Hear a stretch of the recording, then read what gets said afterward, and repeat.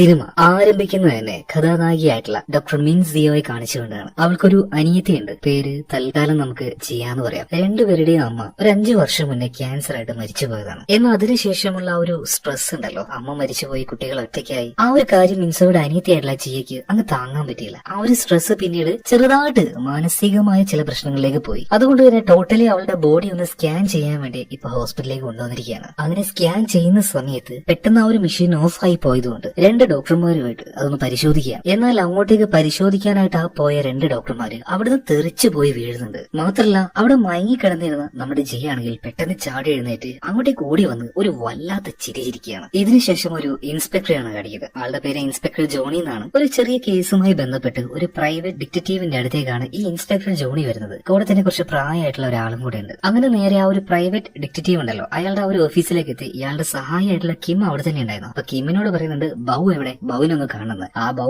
മറ്റാരുമല്ല, നമ്മുടെയൊക്കെ കൊറിയൻ ലാലേട്ടൻ തന്നെ, ഡോൺലി തന്നെ. അദ്ദേഹത്തിന്റെ ഈ സിനിമയിലെ പേരാണ് ബൗ. അങ്ങനെ ബൗവിന്റെ അടുത്ത് ഈ വന്ന ആള് ഇയാളുടെ കാര്യങ്ങൾ പറയാണ്. അതായത് ഇയാളുടെ മകൾ സുജിനെ കാണാതായിട്ട് കുറച്ച് ദിവസമായി. എന്നാൽ കാണാതായ സമയത്ത് തന്നെ പോലീസുകാരോട് ഈ ഒരു കാര്യം പറഞ്ഞായിരുന്നു. ഒരു 3 പോലീസുകാർ ഈ കേസ് അന്വേഷിച്ച് പോവുകയും ചെയ്തു. എന്നാൽ ദുരൂഹമായ സാഹചര്യത്തിൽ അവര് മരണപ്പെട്ടു. അതുകൊണ്ട് തന്നെ ഇതൊരു സാധാരണ മിസ്സിംഗ് കേസായിട്ട് എനിക്ക് തോന്നുന്നില്ല. അതുകൊണ്ട് നിങ്ങൾ എന്റെ മകളെ കണ്ടുപിടിച്ചു തരണമെന്ന് ഇപ്പൊ ബൗവിനോട് ആ അച്ഛൻ പറഞ്ഞ സമയത്ത്, ഓക്കെ, കാര്യങ്ങളൊക്കെ ഞങ്ങൾ നോക്കിക്കോളാം, ഫീസ് ഇവിടെ വെച്ച് പൊയ്ക്കാന്ന് പറയണം. അതുപോലെ തന്നെ ഒരു ചായ വരട്ടെ എന്ന് പറയണം. അധികം വൈകാതെ ഒരു ചായ വന്നു. അപ്പൊ കാണാതായ പെൺകുട്ടിയുടെ അച്ഛൻ വിചാരിച്ചു അത് അയാൾക്ക് കൊണ്ടുവന്ന ചായ ആയിരിക്കുന്നു. എന്നാൽ ടേബിളിൽ ചായ വെച്ചപാട് തന്നെ നമ്മുടെ ബൗ അതെടുത്ത് കുടിക്കുകയാണ്. കുടിക്കുന്ന സമയത്ത് അയാൾ ആ ഒരു ക്ലയന്റിനെ നോക്കുന്നുണ്ട്. അല്ല സാറേ, എന്തെങ്കിലും വേണോ, കുടിക്കാൻ എന്തെങ്കിലും വേണമെങ്കിൽ പറഞ്ഞാൽ മതി കേട്ടാ, നമ്മൾ എടുത്തരാ. ഒന്നും വേണ്ട, എന്റെ മോളൊന്ന് കണ്ടുപിടിച്ച് തന്നാൽ മതി എന്ന് പറഞ്ഞിട്ട് അയാൾ അവിടുന്ന് പോവാണ്. ഇതിനുശേഷം ഇൻസ്പെക്ടർ ജോണി ഒരു കാര്യം പറയുന്നുണ്ട്. ബൗ, നിങ്ങൾക്ക് വേണ്ടി പല തവണയായിട്ട് ക്ലയന്റിന് ഞാനിങ്ങനെ കൊണ്ടുവന്ന് തരുന്നുണ്ട്. ഞാനൊരു പോലീസുകാരനാണ്, ഇങ്ങനെയൊന്നും ചെയ്യാൻ പാടില്ല. അപ്പോ എന്നെ എന്റേതായ രീതിയിൽ കണ്ടാൽ നല്ലതായിരുന്നു. അതിനെന്താന്ന് പറഞ്ഞിട്ട് ഒരു ഇച്ചിരി കാശ് എടുത്തു കൊടുക്കും. ആ ഓക്കെ, ഇതും പറഞ്ഞ് അതും മേടിച്ച് കീശയിലിട്ട് ജോണി അവിടുന്ന് പോവാണ്. ഇതിനുശേഷം ന്യൂസ് ചാനലിലെല്ലാം ഒരു വാർത്ത കാണിക്കുന്നുണ്ട്. അതായത് സിയോൾ സിറ്റി പല തവണയായിട്ട് അർദ്ധരാത്രിയിൽ ഒരുപാട് കൊലപാതകങ്ങൾ നടക്കുന്നുണ്ട്. ഇതെല്ലാം ചെയ്യുന്നത് ആരാണെന്ന് അറിഞ്ഞപ്പോഴാണ് എല്ലാവരും ഭയന്നു പോകുന്നത്. അതായത് ഈ സാത്താൻ സേവകരുണ്ടല്ലോ, അവരാണ് ഇങ്ങനെയുള്ള കൊലപാതകങ്ങൾ നടത്തുന്നത്. മാത്രമല്ല ഈ കേസ് അന്വേഷിക്കാനായിട്ട് അവരുടെ പിന്നാലെ പോയ പോലീസുകാര് വരെ ഒരു മടിയില്ലാതെ ഇവറ്റകളെ കൊന്നുകളയാണ്. എന്നിട്ട് CCTVയിൽ നോക്കി ഇവര് പോലീസിനെ വെല്ലുവിളിക്കുന്നുണ്ട്. അക്ഷരാർത്ഥത്തിൽ ഇപ്പൊ പോലീസുകാർ മുഴുവനും ആകെ കൊടിങ്ങി നിൽക്കുകയാണ്. ഇപ്പൊ ഒരു പോലീസിന്റെ ചീഫ് ഇയാളൊരു ഫാദറിനെ വിളിച്ച് ഫാദറിനോട് കാര്യങ്ങളൊക്കെ ചോദിക്കുന്നുണ്ട്. ഫാദറെ, ഇതൊക്കെ സത്യത്തന്നെയാണോ, ഈ സാത്താൻ സേവകര്, സാത്താന് ഇതെല്ലാം ഈ ഒരു ലോകത്തിലുണ്ടോ എന്ന് ചോദിക്കുമ്പോ ഫാദർ പറയുന്നത്, അങ്ങനെ ചോദിക്കുകയാണെങ്കിൽ നന്മയുണ്ടെങ്കിൽ അതിനെതിരായിട്ടൊരു തിന്മയുടെ ശക്തി ഉണ്ടാവുമല്ലോ. എന്തായാലും സാറേ, നിങ്ങളെ കൊണ്ടൊന്നും ഇതിനെ കീഴ്പ്പെടുത്താൻ കഴിയില്ല. അതിനുവേണ്ടി ചൂസ് ചെയ്ത തിരഞ്ഞെടുക്കപ്പെട്ട ഒരാളുണ്ടെങ്കിൽ മാത്രമേ ഇവറ്റകളെയൊക്കെ ഇല്ലാതാക്കാൻ കഴിയുള്ളൂ. എന്നാൽ ഇത് കേട്ട പോലീസ് ചീഫ് ആകെ ആശയക്കുഴപ്പത്തിലാവുകയാണ്. തിരഞ്ഞെടുക്കപ്പെട്ടവനോ, അതാരായിരിക്കും? എന്തായാലും ഇതിനുശേഷം കാണിക്കുന്നത് നമ്മുടെ കഥാനായകനായിട്ടുള്ള ബൗയെ തന്നെയാണ്. കേസ് അന്വേഷണത്തിന്റെ ഭാഗമായിട്ട് ഒരു ബിൽഡിങ്ങിന്റെ അടുത്തേക്ക് ബൗ എത്തിയിട്ടുണ്ട്. ഇപ്പൊ അതായത് മകളെ കാണാതായി എന്ന് പറഞ്ഞിട്ട് ഒരു അച്ഛൻ ഒരു കംപ്ലൈന്റുമായിട്ട് വന്നല്ലോ. അപ്പോ കാണാതായ സൂജിൻ എന്ന ഒരു പെൺകുട്ടിയെ തേടിയിട്ടാണ് ഇങ്ങോട്ടേക്ക് എത്തിയിരിക്കുന്നത്. ഈ ഒരു ബിൽഡിങ്ങിനെ കുറിച്ച് നേരത്തെ തന്നെ നമ്മുടെ ബൗവിനും അവന്റെ ടീമിനും അറിയാം. ബൗവിന്റെ ടീമിൽ ആരൊക്കെയുള്ളതെന്ന് നോക്കുകയാണെങ്കിൽ ഒന്ന് ബൗ, പിന്നെ അസിസ്റ്റന്റ് ആയിട്ടുള്ള കിം, പിന്നെ ഒരു പെൺകുട്ടിയുണ്ട് ഷാരോൺ. അങ്ങനെ 3 പേരും ആ ഒരു ബിൽഡിങ്ങിന്റെ പുറത്തേക്ക് വന്ന് നിൽക്കുകയാണ്. അതിന്റെ ചുമരിലേക്ക് ഇവര് ലൈറ്റ് അടിച്ച് നോക്കുമ്പോൾ ഒരുപാട് എന്തൊക്കെയോ എഴുതി വെച്ചിട്ടുണ്ട്. എന്തായാലും അതിനുള്ളിലേക്ക് ഇവര് പോവാണ്. ഒരുപാട് ആൺകുട്ടികളും പെൺകുട്ടികളും ഡ്രഗ്സും മദ്യം ലഹരിയും ഇതെല്ലാം ഉപയോഗിച്ച് അഴിഞ്ഞാടുന്ന ഒരു സ്ഥലം തന്നെയായിരുന്നു അത്. എന്തായാലും അവിടെ എത്തിയ സമയത്ത് ഈ ബൗവിന് പരിചയമുള്ള ഒരു ലേഡി അവിടെ ഉണ്ടായിരുന്നു. അപ്പൊ അവരോട് രഹസ്യമായിട്ട് എന്തോ ഒരു കാര്യം ചോദിക്കുന്നുണ്ട്. അതിന് മറുപടിയായിട്ട് സ്ത്രീ എന്തോന്ന് പറയുന്നുണ്ട്. അവർക്ക് ചില്ലറക്കാശം കൊടുത്ത് നേരെ അടുത്ത ഫ്ലോറിലേക്ക് നമ്മുടെ ബൗ പോവുകയാണ്. ഇപ്പൊ ആ ഒരു ഫ്ലോറിൽ കാണിക്കുകയാണ് നമ്മൾ ഇത്രയും നേരം കേട്ടോണ്ടിരുന്ന ആ ഒരു സാത്താൻ സേവകര് എന്ന് പറഞ്ഞ ആ ഒരു കൂട്ടരുണ്ടല്ലോ, അവര് ശരിക്കും ഉണ്ട്. ഒരു പ്രത്യേക രീതിയിൽ ഒരു മരം എല്ലാം വെച്ച് ആ മരത്തിന്റെ മേലെ കാണാതായ സൂജിൻ എന്ന ഒരു പെൺകുട്ടിയെ അർദ്ധനഗ്നയായിട്ട് കിടത്തിയിരിക്കുകയാണ്. പിന്നീട് എന്തൊക്കെയോ ചില കർമ്മങ്ങളൊക്കെ ചെയ്യുന്നത് കേട്ടോ. സോ അതിന്റെ ആ ഒരു പെയിനൊക്കെ സഹിക്കാൻ കഴിയാതെ ആ പെൺകുട്ടി കരയുന്നുണ്ട്. ആ നേരത്താണ് അങ്ങോട്ടേക്ക് നമ്മുടെ ബൗൺ ടീമും കൂടെ വരുന്നത്. അവര് വന്ന പാട് തന്നെ ഇവരെ തടുക്കാനായിട്ട് ഒരു 3 പേര് അങ്ങോട്ടേക്ക് വരികയാണ്. എന്നാൽ ഇതെല്ലാം നമ്മുടെ ബൗവിന് സില്ലി മാറ്റർ, ഓരോന്നിനും ഓരോ കുത്തു വീതം. അങ്ങനെയാണല്ലോ നമ്മുടെ മച്ചാന്റെ ഒരു സ്റ്റൈല്. ഓരോ ഇടിക്കുന്ന ഓരോന്നും മൂലക്കാവുന്നുണ്ട്. ഇതേ നേരം തന്നെ ആ കർമ്മം നടക്കുന്ന റൂമിലേക്ക് പിന്നീട് ബൗ കയറുകയാണ്. എന്നാൽ ആ റൂമിൽ ഒരുപാടധികം സാത്താൻ സേവകരായിട്ടുള്ള ആൾക്കാരാണ്. നേരത്തെ കണ്ടതുപോലെ സാധാരണ മനുഷ്യരല്ല ഇവര്. ഇവർക്ക് അത്യാവശ്യം ശക്തിയും കാര്യങ്ങളൊക്കെ ഉണ്ട്. എന്തായാലും അവര് വന്നപ്പോ അവരെയും ബൗ നേരിടുകയാണ്. എന്നാൽ അവർക്കിട്ട് ഇടികൊള്ളുന്ന സമയത്ത് അവരുടെ ദേഹത്തുനിന്ന് ഈ സ്പാർക്കും അതുപോലെ തന്നെ കറുത്ത പുകയും ഇതെല്ലാം പുറത്തേക്ക് വരികയാണ്. കാരണം ചെകുത്താന്റെ ആ ഒരു ശക്തി അവരുടെ ഉള്ളിലുണ്ട്. അത്ര പെട്ടെന്നൊന്നും ബൗവിന് അവരെ കീഴടക്കാൻ കഴിയുന്നില്ല. മാത്രമല്ല ബൗവിന് എന്തുകൊണ്ടാണ് ഇവരെങ്ങനെ അടിക്കാൻ പറ്റുന്നത്? കാരണം മറ്റൊന്നുമല്ല, നമ്മുടെ പോലീസ് ചീഫിനോട് ആ ഒരു ഫാദർ പറഞ്ഞായിരുന്നല്ലോ, തെരഞ്ഞെടുക്കപ്പെട്ട ഒരാൾ വന്നാൽ മാത്രമേ ഇവരെയൊക്കെ ഇല്ലാതാക്കാൻ പറ്റുള്ളൂ. അങ്ങനെ തെരഞ്ഞെടുക്കപ്പെട്ട ആള് തന്നെയാണ് നമ്മുടെ ബൗ. എന്തായാലും അവിടെ നടക്കുന്ന ആ ഒരു കാര്യങ്ങളെല്ലാം അവന്റെ അസിസ്റ്റന്റ് ആയിട്ടുള്ള കിം വീഡിയോ ക്യാമറയിൽ ഷൂട്ട് ചെയ്യുന്നുണ്ട്. അതുപോലെ ഇവരുടെ ടീമിലെ മൂന്നാമത്തെ ആളായിട്ടുള്ള ഷാരോൺ ഉണ്ടല്ലോ, അവൾക്കും എന്തൊക്കെയോ ചില കഴിവുകൾ ഉണ്ട് കേട്ടോ. ഇപ്പൊ കയ്യിലൊരു കണ്ണാടിയുമായിട്ട് അവിടെ കെട്ടിയിട്ടിരിക്കുന്ന സുജി എന്ന് പറഞ്ഞ ഒരു പെൺകുട്ടിയുടെ അടുത്തേക്ക് ചെന്ന് അവളുടെ മുഖത്തേക്ക് ആ ഒരു കണ്ണാടി വെക്കുകയാണ്. ഓൾറെഡി ഈ സാത്താൻ സേവകരുണ്ടല്ലോ സുജിന്റെ ഉള്ളിൽ എന്തൊക്കെയോ ചില കർമ്മങ്ങൾ ചെയ്ത് അവളുടെ ഉള്ളിലേക്ക് ചില പൈശാചിക ശക്തിയെ കയറ്റി വിട്ടിട്ടുണ്ടായിരുന്നു. അതിനെ പുറത്തേക്ക് എടുക്കാൻ വേണ്ടിയിട്ടാണ് ഇപ്പൊ ഷാരോൺ ശ്രമിക്കുന്നത്. എന്തൊക്കെയോ വികൃതമായ രീതിയിൽ സുജിന്റെ മുഖമൊക്കെ മാറുന്നുണ്ടെങ്കിലും അവസാനം അവളുടെ ഉള്ളിൽ നിന്നും ആ ഒരു പിശാചിനെ പുറത്തേക്ക് എടുക്കുകയാണ്. മാത്രമല്ല നമ്മുടെ ബൗ ആണെങ്കിൽ ആ ഒരു നേരത്ത് അവിടെ ഉണ്ടായിരുന്ന ചെകുത്താന്റെ എല്ലാ സന്തതികളെയും അടിച്ചൊതുക്കി ഒരു പരുവാക്കുന്നുണ്ട്. അവസാനം വന്ന് നോക്കുമ്പോൾ നമ്മുടെ സൂചന വലിയ കുഴപ്പമൊന്നുമില്ല. എന്തായാലും നമ്മുടെ ബൗ ഏറ്റെടുത്ത ആ ഒരു ജോലി അത് നന്നായിട്ട് കംപ്ലീറ്റ് ചെയ്തിരിക്കുകയാണ്. അതേ നേരം തന്നെ കിം പറയാണ്, അണ്ണ നിങ്ങൾ ഇത്രയും നേരം ഫൈറ്റ് ചെയ്ത ആ ഒരു കാര്യം തുടക്കം മുതൽ അവസാനം വരെ ഞാൻ ഷൂട്ട് ചെയ്തു, പക്ഷെ ക്ലൈമാക്സിൽ ആ ഒരു കാര്യം കുറച്ച് കിട്ടിയില്ല. അപ്പൊ നമ്മുടെ ബൗ നല്ല മാസായിട്ട് ഒരു കാര്യം പറയാണ്, നിനക്ക് ക്ലൈമാക്സ് അല്ല വേണ്ടത്, ഞാൻ ഇപ്പൊ ശരിയാക്കി തരാന്ന് പറഞ്ഞിട്ട് ആഭിചാരങ്ങൾക്കായിട്ട് ഈ ഒരു പെൺകുട്ടിയെ കെട്ടിയിട്ടില്ല ഒരു പ്രത്യേകതരം മരം, ആ മരത്തിൽ കുറെ തുണിയും കൂട്ടിയിട്ട് അതങ്ങോട്ട് നിർത്തി കത്തിച്ച് കളയാണ്. ഇനി ഷൂട്ട് ചെയ്യണ ക്ലൈമാക്സ് എന്ന് പറയണം. ആഹാ എന്തൊരു മാസ്. പിന്നെ നിങ്ങൾക്കൊരു കാര്യം മനസ്സിലായിട്ടുണ്ടാവുമല്ലോ, ഒരു സാധാരണ പ്രൈവറ്റ് ഡിറ്റക്റ്റീവ് അല്ല നമ്മുടെ ബൗ, സ്പെഷ്യലൈസ് ചെയ്തിട്ടുള്ള ഒരു ഡീമൺ ഹണ്ടർ തന്നെയാണ്. എന്തായാലും ഇതിനുശേഷം നമ്മുടെ കഥാനായികയായിട്ടുള്ള ഡോക്ടർ മിൻസോയെ കാണിക്കുകയാണ്. അവളുടെ അനിയത്തിക്ക് എന്തോ കാര്യമായ പ്രശ്നങ്ങൾ ഉണ്ടല്ലോ, അതായത് ജിയയ്ക്ക്. എന്നാൽ മെഡിക്കലി നോക്കുമ്പോ സയന്റിഫിക്കലി നോക്കുമ്പോ യാതൊരു പ്രശ്നവുമില്ല. സ്കാനിങ് ചെയ്തു, ഒരുപാട് ടെസ്റ്റുകൾ ചെയ്തു, യാതൊരു കുഴപ്പമില്ല. എന്നാൽ എന്തുകൊണ്ടാണ് ജിയക്ക് ഈ പ്രശ്നങ്ങൾ ഉണ്ടാവുന്നതെന്ന് മനസ്സിലാവുന്നില്ല. എന്തായാലും ഹോസ്പിറ്റലിലൂടെ ഡോക്ടർ മിൻസോ പോകുമ്പോൾ അന്ന് ആ പോലീസ് ചീഫ് ഉണ്ടല്ലോ അദ്ദേഹത്തോട് സംസാരിച്ച ആ ഒരു ഫാദർ ഇപ്പൊ മിൻസോയെ കാണാണ്. ഒരു വല്ലാത്ത രീതിയിൽ നോക്കുന്നുണ്ട്. സംസാരിച്ചൊന്നുമില്ല കേട്ടോ, ചുമ്മാ ഒന്ന് നോക്കിയിട്ട് പോവാണ്. ഇതേ നേരം തന്നെ മിൻസോ നേരെ അനിയത്തിയുടെ അടുത്തേക്ക് ചെല്ലുകയാണ്. അവളുടെ കൈയും കാലും നനക്കാൻ പറ്റാത്ത രീതിയിൽ അവളെ കെട്ടിവെച്ചിരിക്കുകയാണ്. ഒരുപാട് വിഷമത്തില് പിന്നീട് മിൻസോ അവളുടെ ആ ഒരു ചെയറിൽ പോയിട്ട് ഇരിക്കുന്നുണ്ട്. ഒരുപാട് വീഡിയോസ് പിന്നീട് കാണുകയാണ്. അതായത് ജിയ ഭയങ്കരമായിട്ട് വയലന്റ് ആവും ചില സമയത്ത്. അതിന്റെ വീഡിയോസ് എല്ലാം റെക്കോർഡ് ചെയ്ത് വെച്ചിട്ടുണ്ട്. എന്താണ് തന്റെ അനിയത്തിക്ക് പറ്റിയെന്ന് അവൾക്ക് മനസ്സിലാവുന്നില്ല.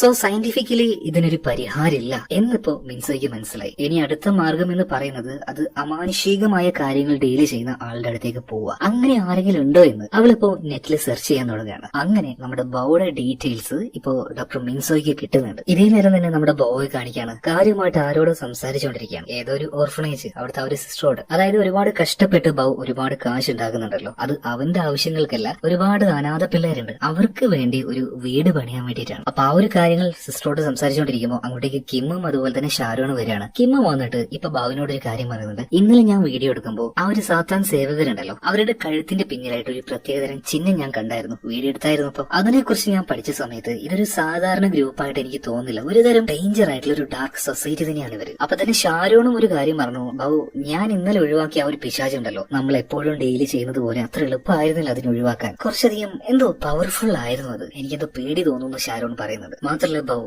നമ്മൾ വിചാരിക്കാത്ത മറ്റെന്തോ വലുതൊന്ന് വരാനിരിക്കുന്നുണ്ടോ എന്നൊരു തോന്നൽ എനിക്കുണ്ട് കേട്ടോ. എന്തായാലും 3 പേരും കൂടെ ഓഫീസിലേക്ക് വന്നപ്പോ ഇവരെ കാണാനായിട്ട് അവിടെ ഒരാൾ വെയിറ്റ് ചെയ്യുന്നുണ്ടായിരുന്നു. മറ്റാരുമല്ല നമ്മുടെ ഡോക്ടർ മിൻസോയെ തന്നെ. എന്താണ് കാര്യം എന്ന് ബൗ ചോദിച്ചപ്പോ എന്നെ ഒന്ന് ഹെൽപ്പ് ചെയ്യണം, എന്റെ അനിയത്തിക്ക് ഇതുപോലെ ഒരു പ്രശ്നമുണ്ട്, അപ്പൊ നിങ്ങളൊന്ന് വന്ന് ശരിയാക്കി തരുമെന്ന് ചോദിക്കുകയാണ്. ആ സമയത്ത് ബൗ ചോദിക്കുന്നുണ്ട്, നിങ്ങൾ ഇങ്ങോട്ടേക്ക് പറഞ്ഞയച്ചത് ഇൻസ്പെക്ടർ ജോണിയാണോ? ഏയ് ജോണിയൊന്നുമല്ല. പിന്നെ ആ ഒരു ഫാദർ ആണോ? അതായത് ഹോസ്പിറ്റലിൽ വെച്ച് അന്ന് നമ്മുടെ ഈ ഒരു മിൻസിയോയെ കണ്ടില്ലേ, ആ ഒരു ഫാദർ ആണോ ചോദിക്കുമ്പോ ഏയ് ആ ഫാദറിനെയും എനിക്ക് അറിയില്ല എന്ന് മിൻസോയെ പറയാണ്. അപ്പൊ പിന്നെ എങ്ങനെയാണ് മിൻസു നിങ്ങൾ എന്നെ കണ്ടുപിടിച്ചത്? ഇവര് രണ്ടുപേരും അതായത് ഇൻസ്പെക്ടർ ജോണി അതുപോലെ ആ ഒരു ഫാദർ ഇവര് വഴി വരുന്ന ക്ലയന്റിനെ മാത്രമേ ഞാൻ എടുക്കാറുള്ളൂ, സോറി ഈ ഒരു കേസ് എനിക്ക് എടുക്കാൻ പറ്റില്ല എന്ന് പറയാണ്. എന്നാൽ വീണ്ടും വീണ്ടും മിൻസു ഇങ്ങനെ പറഞ്ഞ സമയത്ത് ബാബു പറയാണ്, നിങ്ങൾ ആദ്യം നിങ്ങളുടെ അനിയത്തിയെ ഒരു നല്ല ഡോക്ടറെ കാണിക്കുക, നല്ല ചികിത്സ കൊടുക്കുക, എന്നിട്ട് വാന്ന് പറയണേ. ഇതേ നേരം തന്നെ മിൻസു പറയാണ്, ഞാൻ തന്നെ ഒരു ഡോക്ടറാണ്, എന്റെ അനിയത്തിക്ക് വേണ്ടി മെഡിക്കൽ സയൻസിൽ കൊടുക്കാൻ പറ്റുന്ന എല്ലാ ട്രീറ്റ്മെന്റും ഞാൻ കൊടുത്തു നോക്കി, എല്ലാ ടെസ്റ്റുകളും ചെയ്തു നോക്കി, യാതൊരു മാറ്റവും ഇല്ല. ഇനിയിപ്പോ നിങ്ങളോട് മാത്രമേ എനിക്ക് സഹായം ചോദിക്കാനുള്ളൂ, ദയവ് ചെയ്ത് ഹെൽപ്പ് ചെയ്യണമെന്ന് പറയുമ്പോ ഏയ് പറ്റില്ല എന്ന് പറഞ്ഞിട്ട് ബാബു അവിടുന്ന് പോവാണ്. ഭയങ്കര വിഷമത്തിലാവുകയാണ് മിൻസു. ഇപ്പൊ മിൻസുയുടെ കയ്യിൽ ഒരു കാർഡും അതുപോലെ തന്നെ അതിന്റെ കൂടെ ഒരു പെൻഡ്രൈവും ഉണ്ടായിരുന്നു. അതിപ്പോ നമ്മുടെ ഷാരോന്റെ കയ്യിൽ കൊടുത്തിട്ട് പറയാണ്, നിങ്ങൾ ഈ പെൻഡ്രൈവിലെ ചില വീഡിയോസ് ഒന്ന് കണ്ടു നോക്കണം, എന്നിട്ട് പറ്റുവാണെങ്കിൽ എന്നൊന്ന് വിളിക്കണം, എന്നൊന്ന് സഹായിക്കണം. കരഞ്ഞ് പറഞ്ഞുകൊണ്ട് തന്നെ അവൾ അവിടുന്ന് പോവുകയാണ് പിന്നീട്. പക്ഷെ എന്തുകൊണ്ടായിരിക്കും നമ്മുടെ ബൗ ഇത്രത്തോളം മിൻസു കരഞ്ഞു പറഞ്ഞിട്ടും അവളുടെ ആ ഒരു സങ്കടം കേൾക്കാതിരുന്നത്? തൊട്ടപ്പുറത്ത് തന്നെ ഒരു റൂമിൽ പോയിട്ട് ബൗ ആണെങ്കിൽ ചുമരിലൊരു അനാഥാശ്രമത്തിന്റെ ഒരു ഫോട്ടോ ഉണ്ടായിരുന്നു, അതിലേക്ക് ഒരുപാട് വിഷമത്തോട് കൂടിയിട്ട് അവനങ്ങനെ നോക്കി നിൽക്കുകയാണ്, അതായത് ബൗ തന്നെ. അങ്ങനെ രാത്രി ഇപ്പൊ ഡോക്ടർ മിൻസുയെ കാണിക്കുകയാണ്. അനിയത്തിയായിട്ടുള്ള ജിയ അവളുടെ ആ ഒരു പഴയ ഫോട്ടോസ്, അവളുടെ കൂടെ ഉണ്ടായിരുന്ന വീഡിയോസ് ഇതെല്ലാം കണ്ട് ഒരു മനസ്സിനൊരു ഇച്ചിരി സന്തോഷം കൊടുക്കുകയാണ്. അതുപോലെ തന്നെ അവളുടെ റൂമിൽ CCTV ഉണ്ടല്ലോ, അത് വെച്ച് ലൈവായിട്ട് അവിടെ എന്താ നടക്കുന്നതെന്ന് കാണാൻ പറ്റും. ഇപ്പൊ പെട്ടെന്ന് ആ ഒരു മോണിറ്ററിലേക്ക് നോക്കുമ്പോൾ കട്ടിലേക്ക് കിടക്കുന്ന നമ്മുടെ ജിയെ കാണാനില്ല. പേടിച്ച് അവൾ അങ്ങോട്ടേക്ക് ഓടിച്ചു നോക്കുമ്പോൾ ശരിയാണ്, കട്ടിൽ അവളെ കാണാനില്ല. എന്നാൽ തൊട്ടു പിന്നിൽ ആരൊരാൾ നിൽക്കുന്നുണ്ട് എന്ന് മിൻസോയ്ക്ക് മനസ്സിലായി. പിന്നിലേക്ക് തിരിഞ്ഞു നോക്കി, ആരുമില്ലായിരുന്നു. പിന്നീട് ആ ഒരു കട്ടിലേക്ക് നോക്കിയപ്പോ ആ ഒരു കട്ടിലിൽ തന്നെ നമ്മുടെ ജിയ ഉണ്ടായിരുന്നു. ഇത്രയും നേരം നടന്നതെല്ലാം മിൻസോയ്ക്ക് വെറുതെ തോന്നിയതാണ്. എന്തായാലും ഈ ഒരു കാര്യം ആ ഹോസ്പിറ്റലിൽ തന്നെ ഡോക്ടറായിട്ട് വർക്ക് ചെയ്യുന്ന ആ ഒരു ഫാദർ ഉണ്ടല്ലോ അയാളോട് പോയിട്ട് പറയാണ്. അപ്പൊ ഫാദർ അവളുടെ ആ ഒരു വിഷമെല്ലാം കേട്ട സമയത്ത്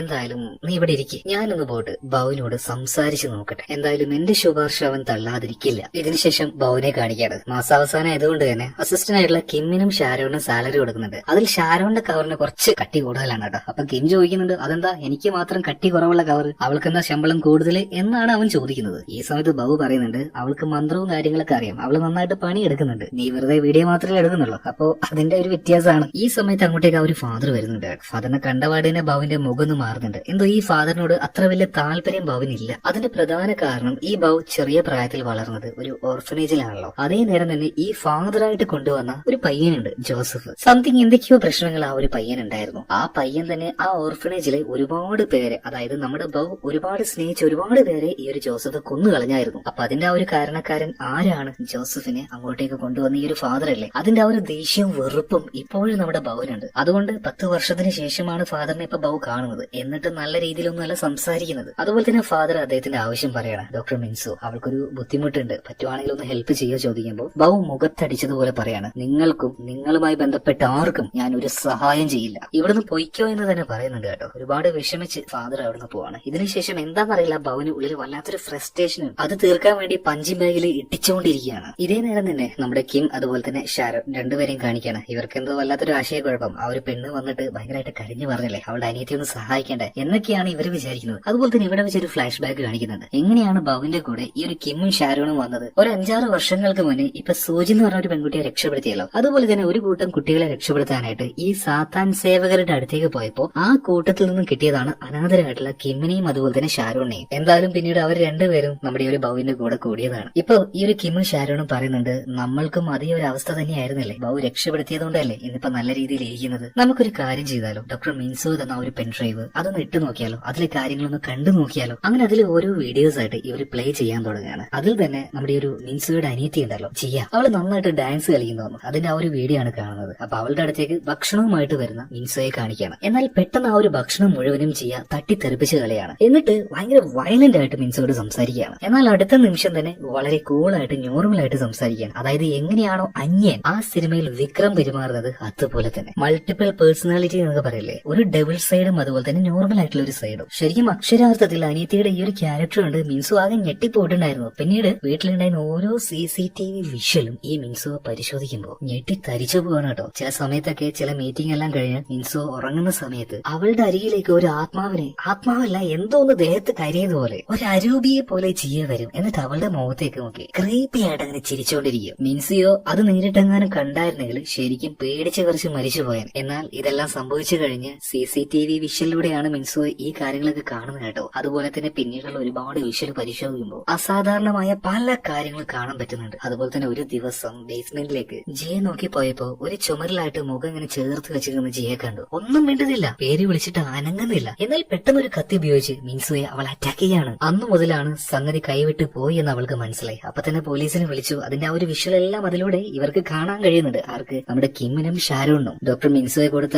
ആ ഒരു പെൻഡ്രൈവ് ഉണ്ടല്ലോ, അതിലെ വിഷ്വലാണ് ഇത്രയും നേരം ഇവർ കണ്ടുകൊണ്ടിരുന്നത്. ഇതേ നേരം തന്നെ ബൗ ആണെങ്കിൽ ഇതിലേക്കൊന്നും ശ്രദ്ധ കൊടുക്കാതെ എന്ത് ചെയ്യണം എന്നറിയുന്നില്ല. ഫാദർ പറഞ്ഞതുപോലെ ആ ഒരു ജോലി ഏറ്റെടുക്കണോ, ആ ഒരു പെൺകുട്ടിയെ സഹായിക്കണോ വേണ്ടയോ എന്നുള്ള ആ ഒരു ആശയക്കുഴപ്പത്തിലാണ്. അങ്ങനെ അവസാനം ബൗ ഒരു തീരുമാനം എടുത്തു, അവളെ സഹായിക്കാമെന്ന് തന്നെ. അതുകൊണ്ട് തന്നെ ഇവര് രണ്ടുപേരും കണ്ട ആ ഒരു പെൻഡ്രൈവിലെ വിഷ്വൽസ് എന്നെ കൂടെ കാണിക്കുന്നത് ബൗ പറയാണ്. അങ്ങനെ നോക്കുമ്പോൾ ഒരു വിഷ്വല് ഒരു കാര്യം ഇവര് ശ്രദ്ധിച്ചു. അതായത് നിലത്ത് വീണ് കിടക്കുന്ന ഈ ഒരു ജിയ ഉണ്ടല്ലോ, അവൾ ആരോ എടുത്ത് കഴുത്തിന് പിടിച്ച് പൊക്കുന്നത് പോലെ. അദൃശ്യമായ കൈകളാണ്, ഇവർക്കത് കാണാനൊന്നും കഴിയുന്നില്ല. എന്നാൽ ആ ഒരു കൈകൾ അവളെ പൊക്കുന്നത് പോലെ ഇവർക്ക് തോന്നുന്നുണ്ട്. അതിന്റെ ആ ഒരു ശക്തിയിൽ ഒരുപാട് കഷ്ടപ്പെടുന്ന ആ ഒരു ജിയുടെ എന്താ പറയാ, അവളുടെ ആ ഒരു ശരീരത്തിന്റെ ചലനം അതെല്ലാം അവർക്ക് മനസ്സിലാവുന്നുണ്ട്. ബാക്കിയുള്ള എല്ലാ ഫുട്ടേജുകളും ഇപ്പൊ ബൗ കാണാണ്. അതുപോലെ തന്നെ അവസാനം മറ്റൊരെണ്ണം ഉണ്ടായിരുന്നു, നമ്മുടെ ഡോക്ടർ മിൻസോ അനിയത്തിയുടെ അവസ്ഥയെ കുറിച്ച് പറഞ്ഞ് സംസാരിക്കുന്ന ഒരു വീഡിയോ. എനിക്ക് കൊടുക്കാൻ പറ്റുന്ന എല്ലാ ട്രീറ്റ്മെന്റുകളും ഞാൻ കൊടുത്തു, ഒരുപാട് സ്ഥലത്ത് കൊണ്ടുപോയി, ഒരുപാട് ഡയഗ്നോസിസ് ചെയ്തു നോക്കി, എന്താണ് പ്രശ്നമൊന്നും മനസ്സിലാവുന്നില്ല. എനിക്ക് എന്റെ അനിയത്തിയെ തിരിച്ചു വേണം, പക്ഷേ ഇതിനുവേണ്ടി എന്ത് ചെയ്യണമെന്ന് എനിക്ക് യാതൊരു ഐഡിയ ഇല്ലാന്ന് പറഞ്ഞിട്ട് അവള് കരഞ്ഞുകൊണ്ട് പറയുന്ന ഒരു വീഡിയോ ആണത്. അതുപോലെ തന്നെ അതിനുശേഷം മറ്റൊരു വീഡിയോ പ്ലേ ചെയ്തു കേട്ടോ. അത് അത്യാവശ്യം കുഴപ്പമുള്ള ഒരു വീഡിയോ ആയിരുന്നു. ആ ഒരു വിഷ്വൽ എന്താണെന്ന് വെച്ചിട്ടുണ്ടെങ്കിൽ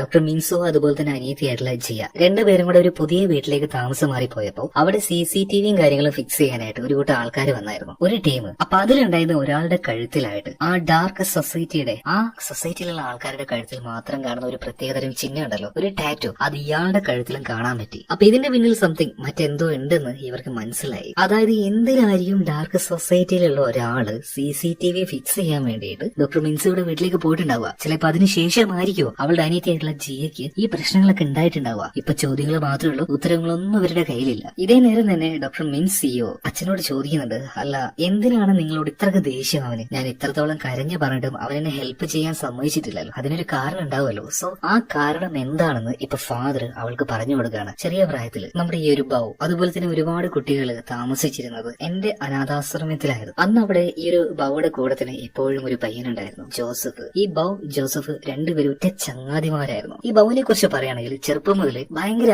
ആരോഗ്യമാണ്. എന്തോ ദൈവം അറിഞ്ഞു കൊടുത്തതുപോലെയുള്ള ഒരു ശക്തി അവന്റെ ശരീരത്തിലുണ്ട്. ഭയങ്കര ബലമാണ് അവന്. അതുപോലെ തന്നെ അവന്റെ കൂട്ടുകാരനായിട്ടുള്ള ജോസഫ് മറ്റൊരാളുടെ ഉള്ളിലുള്ള ഈ ഒരു ചീത്ത ശക്തികൾ, ചെകുത്താന്റെ ശക്തികൾ, അതിനെ അറിയാനും അതിനെ പ്രതിരോധിക്കാനുമായിട്ടുള്ള ഒരു ചെറിയ കഴിവെല്ലാം അവനുണ്ടായിരുന്നു. എന്നാൽ ആശ്രമത്തിലെ ബാക്കിയുള്ള കുട്ടികളൊക്കെ ഈ ജോസഫിനെ വല്ലാതെ ബുള്ളി ചെയ്യായിരുന്നു. അപ്പൊ ആ കുട്ടികളുടെ കയ്യിൽ നിന്നെല്ലാം ജോസഫിനെ സംരക്ഷിച്ചിരുന്നത് ബൗ ആയിരുന്നു. അന്ന് മുതലാണ് രണ്ടുപേരും നല്ല ഒറ്റ ചങ്ങാതിയായി മാറിയത്. പിന്നീട് വളർന്ന് വലുതായ സമയത്ത് ഈ ജോസഫ് ഒരു ഫാദർ ആകാൻ വേണ്ടി അതിന്റെ ആ ഒരു വഴിയിൽ പോയി. അതുപോലെ തന്നെ ബൗ ആണെങ്കിൽ അവന്റെ ആ ഒരു ശക്തി നല്ലതിനു വേണ്ടി ഉപയോഗിക്കുക എന്ന് പറഞ്ഞ് ഇതുപോലെ ഇങ്ങനെയുള്ള പരിപാടികളിലേക്കും പോയി. എന്നാൽ അവർ വളർന്ന ആ ഒരു ഓർഫനേജിലേക്ക് ഇടയ്ക്കിടയ്ക്ക് ഇവർ രണ്ടുപേരും, അതായത് ബൗ ജോസഫ് രണ്ടുപേരും വരും. അവിടെയുള്ള കുട്ടികളെ നോക്കും, അവർക്ക് വേണ്ടി ഒരുപാട് സാധനങ്ങൾ മേടിച്ചു കൊടുക്കും. അവരുടെ കൂടെ തന്നെ ആ ഒരു ഫാദർ ഉണ്ടായിരുന്നു. എന്നാൽ വ്യക്തമായിട്ട് പറയുകയാണെങ്കിൽ ഒരു 15 വർഷങ്ങൾക്ക് മുന്നേ എന്നത്തെയും പോലെ തന്നെ കുട്ടികളെ കാണാനായിട്ട് ബൗ അതുപോലെ തന്നെ ജോസഫ് രണ്ടുപേരും ആ ഒരു ഓർഫനേജിലേക്ക് വന്നു. എന്നാൽ എന്തുകൊണ്ടാണെന്ന് അറിയില്ല, പെട്ടെന്ന് ഈ ഒരു ജോസഫിന്റെ സ്വഭാവം അങ്ങോട്ട് മാറി. അവിടെ ഉണ്ടായിരുന്ന സിസ്റ്റേഴ്സ്, കുട്ടികളെ എല്ലാവരെയും വളരെ ബ്രൂട്ടലായിട്ട് അവൻ കൊന്നുകളഞ്ഞു. അതുപോലെ തന്നെ അപ്രതീക്ഷിതമായിട്ട് തന്നെ ബൗവിനെ ഈ ഒരു ജോസഫ് അറ്റാക്ക് ചെയ്തു. അവനവിടെ വീണുപോയി. അവനെ കൊണ്ട് ഒന്നും ചെയ്യാൻ കഴിഞ്ഞില്ല. ആ ഒരു കുഞ്ഞുങ്ങളെ ഒരെണ്ണത്തിനെ പോലും അവന് രക്ഷപ്പെടുത്താൻ പറ്റിയില്ല. സത്യം പറഞ്ഞാൽ ബൗ